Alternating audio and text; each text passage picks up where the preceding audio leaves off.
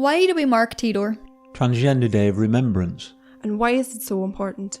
Why is any day important? All days have their time and place. But for the worldwide transgender community, it is a day of poignancy. A day of support. And above all, a day of remembrance. What do we remember on November 20th every year?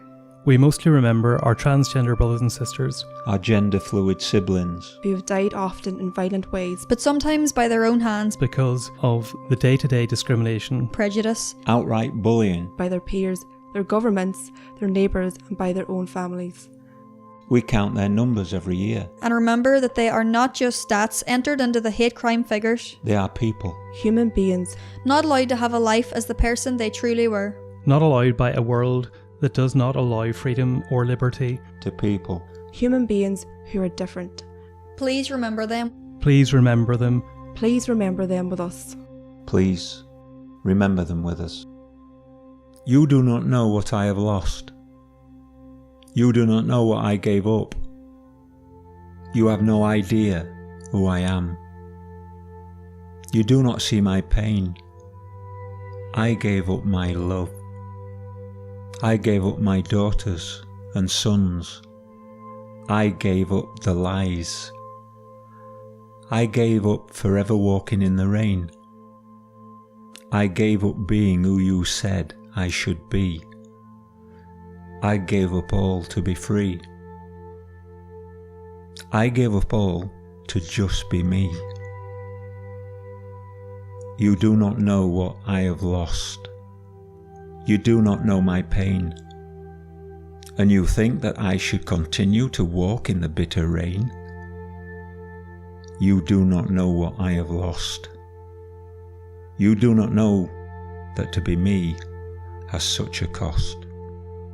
We hope as a community, A worldwide transgender community, That eventually we will see those bluebirds flying over the rainbow as promised. We hope to see the world's view of the gender paradigm change. and that all gender identities are accepted, We hope to see a world where all people, no matter their gender, Race, or group, are respected for being who they are. human beings. we see glimmerings of that future as people have started to see that gender And the expression of gender. are not as simple as we think it is. Or have been taught it is. We see our allies who are not transgender themselves, standing with us in the fight against prejudice and discrimination. We see governments and worldwide institutions demedicalizing gender dysphoria finally in the 21st century. Realizing that gender expression is not a mental health issue. Yes, there are glimmerings. And yes, there is still a long way to go. we know that it will be down to future generations to change the worldview of gender, race, and what it means to be a human being. Across Europe, 62% of all reported killings of trans and gender diverse people are believed to be sex workers, according to a 2017 report by Transgender Europe. But what about you? What is your path? Are you a transgender person? Or are you identifying as non-binary or gender fluid? What of your own day-to-day struggles against prejudice and discrimination? Do you get misgendered? Bullied? Called a freak. Are told that you will be placed onto a waiting list for help? Waiting lists that stretch, not only for months, but for years. Do some days feel darker inside than others? Like you're living in a dysphoric nightmare. Remember this, You are not alone. You're not alone because you have people within your community, Wherever that may be, who go through, Or who have gone through. the exact same things. have similar feelings. it's okay to reach out. There are support groups and services, Organisations set up by the transgender community. And their allies. and we need allies. We need to stand together so that no one else becomes another statistic. Marked on Tidor.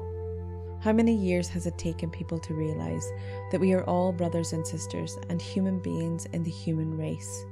I mean, how many years does it take people to see that? We're all in this rat race together. Marsha P. Johnson.